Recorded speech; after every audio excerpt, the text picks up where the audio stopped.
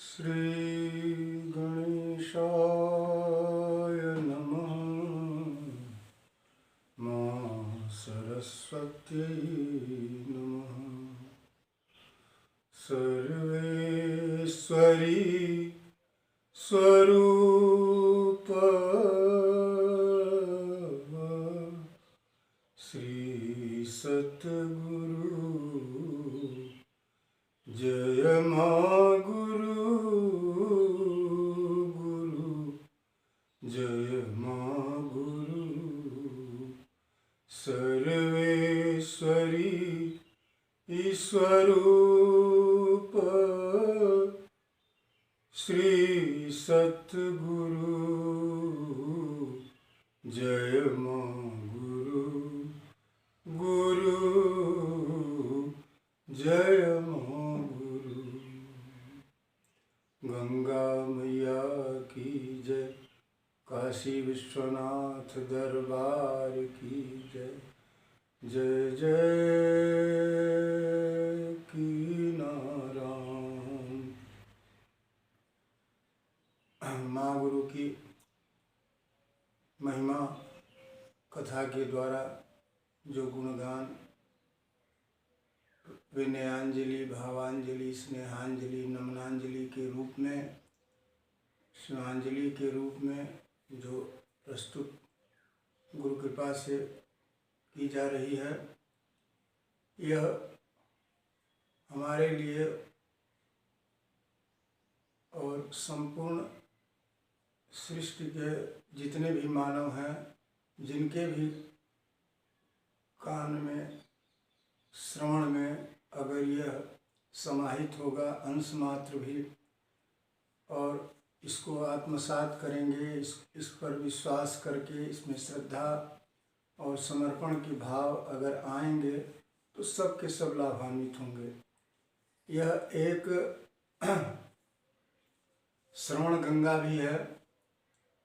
और जहाँ तक गंगा मैया की बात है, मैं बार बार गंगा माँ का हमेशा सुमिरन कर रहा हूँ और उनकी महिमा के बारे में मैं एक छोटी सी लघु कथा के रूप में काशी के एक महान संत रविदास जी महाराज, रविदास जी महाराज का नाम काशी से इस प्रकार से जुड़ा हुआ है जिसे संपूर्ण व्यंजनों में जो लवण का, नमक का महत्व है, लवण का महत्व है, वह पूर्ण रूप से समाहित हैं।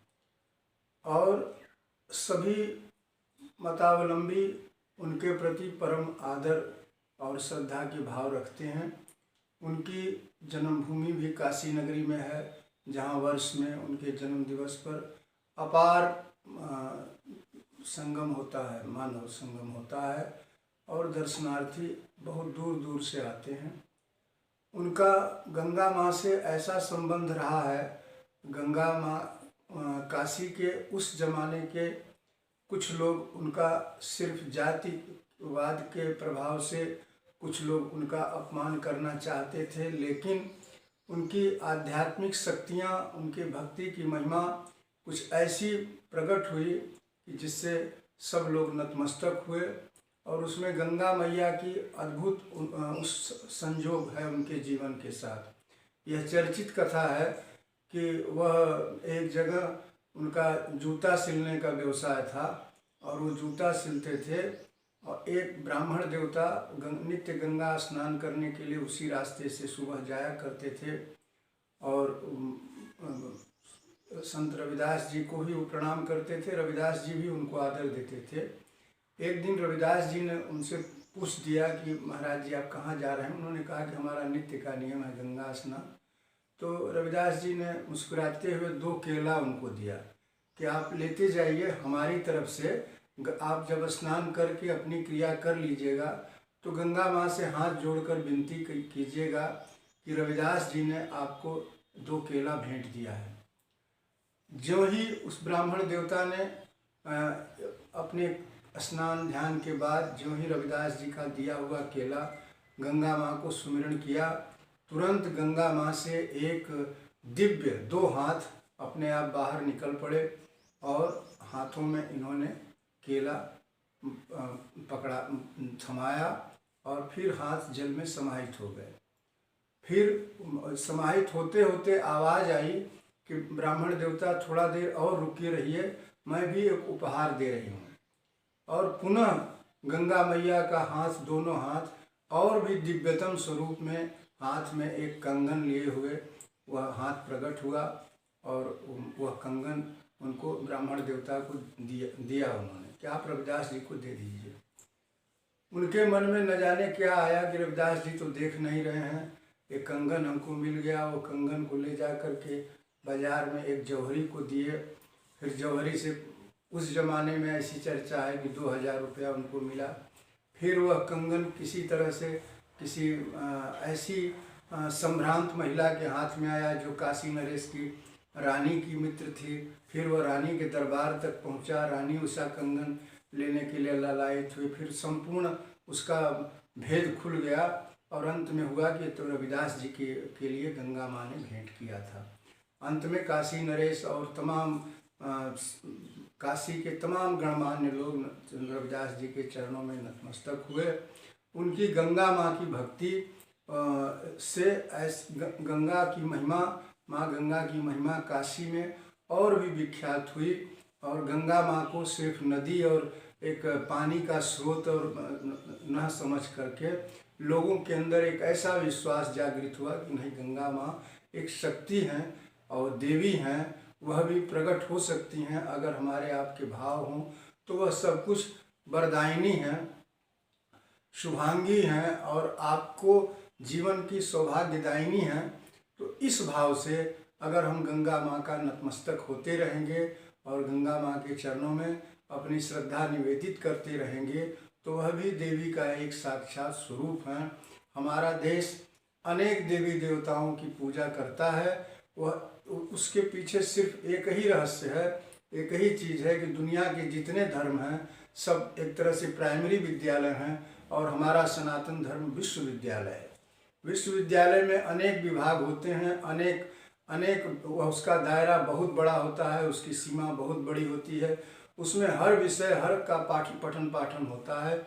उसी तरह से सनातन धर्म में अनेक संत हुए हैं, अनेक संत हैं और अनेक संत होते रहेंगे। सबकी अपने अपने स्थान पर अलग अलग महिमा है, अलग अलग उनकी लीला है, कीर्ति है।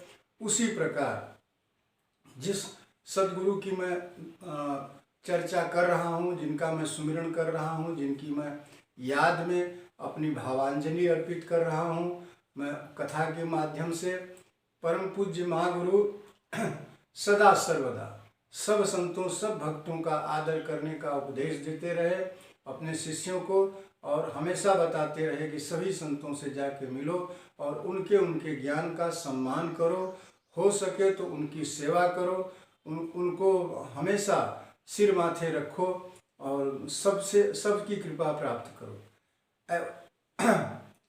इन्हीं भावों के साथ एक बार मैं सर्वेश्वरी स्वरूप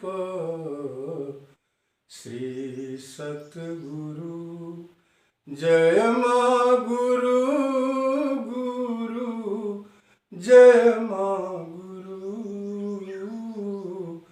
रविदास जी की एक बहुत चर्चित घटना है। ये जो आज वाराणसी में मैदागिन मोहल्ला है, मैदागिन चौराहा है, इसी स्थान पर भक्तिमती माता मीरा राजस्थान से अपने गुरु की तलाश में खोजती हुई आई थी और काशी में इसी मैदागिन पर ही संत रविदास जी से उनका प्रथम दर्शन हुआ था, मिलन हुआ था। मीरा जी के मुख से पहला शब्द निकला कि मैं दागिन हूँ और उसी पर उस स्थान का नाम मैदागिन आज पड़ गया। और उनकी स्मृति में बड़ी खुशी की बात है कि विगत कुछ वर्षों से संत रविदास और मीरा माता का वहाँ मैदागिन के पास एक छोटा सा मंदिराकार बनाया गया है और उसका पट भी लग गया है। पहले तो लोग नहीं जानते थे, लेकिन अब हमेशा हमेशा के लिए संत रविदास जी और माता मीरा के यादगार में वह एक स्मृति चिन्ह सदा सर्वदा के लिए स्थापित हो गया। आने वाली पीढ़ियाँ, आने वाले भक्तगण सब उससे लाभान्वित होंगे। जहाँ तक माँ गुरु की सर्वेश्वरी स्वरूप सदगुरु की एक विशेष महिमा हम प्रकट करना चाहेंगे कि सद्गुरु सरकार ने हमेशा ये कहा है और कई जगह पर उन्होंने अपने शास्त्रों में वर्णन किया है कि हे माँ भगवती, मेरे भक्तों की हमेशा रक्षा करना, हमारे भक्तों पर हमेशा कृपा करना। और उन्होंने यह भी कहा कि सफल योनि नामक पुस्तक में अपना उन्होंने एक अध्याय में उन्होंने वर्णन किया है कि हमारे उपासकों को, हमारे भक्तों को जो कोई उनको पीड़ा देगा, कष्ट देगा, उनको दुख देगा, उनका जीवन निरुपद्रव नहीं रह सकता। उनके जीवन में उपद्रव आना ही आना तय है।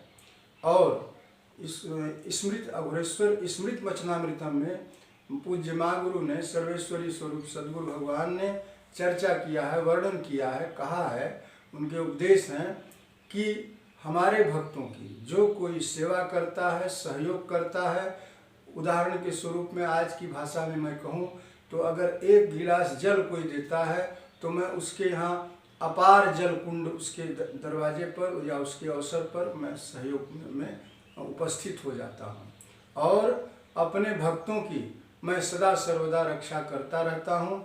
यह हमारे अपने जीवन में प्रकट है और हम अनेक भक्तों की भी देख रहे हैं।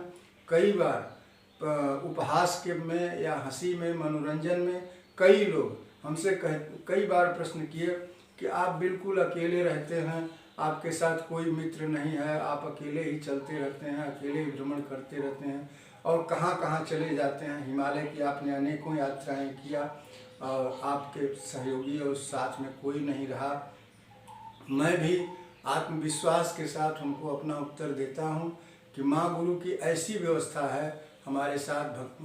अगर हम जिनकी भक्ति कर रहे हैं तो हमारे साथ बहुत बड़ी सिक्योरिटी चलती है। जैसे आप बड़े बड़े मंत्रियों को देखते होंगे, उनके साथ बहुत से लोग रहते हैं, इसी तरह हर गुरु के उपासक, हर सिद्ध परंपरा और श्रेष्ठ परंपरा के साधकों के साथ उनके गुरु परंपरा की अपार कृपा रहती है और उनकी सुरक्षा व्यवस्था उनके कर्म आचरण के अनुसार हमेशा होती रहती है और वह पराशक्ति उनके ऊपर अपना अनुग्रह हमेशा बरसाती रहती हैं। एक बार पुनः माँ गुरु का सुमिरन करूं।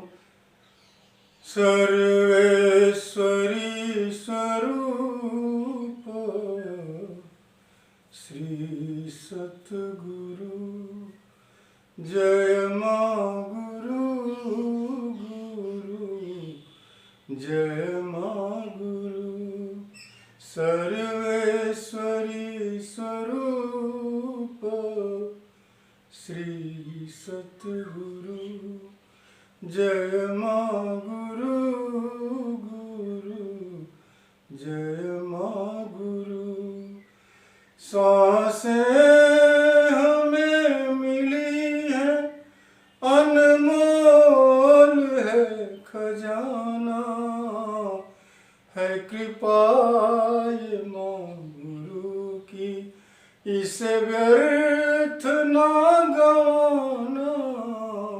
सांसें हमें मिली है, अनमोल है खजाना, इसका महत्व समझो, मालिक के पास जाना।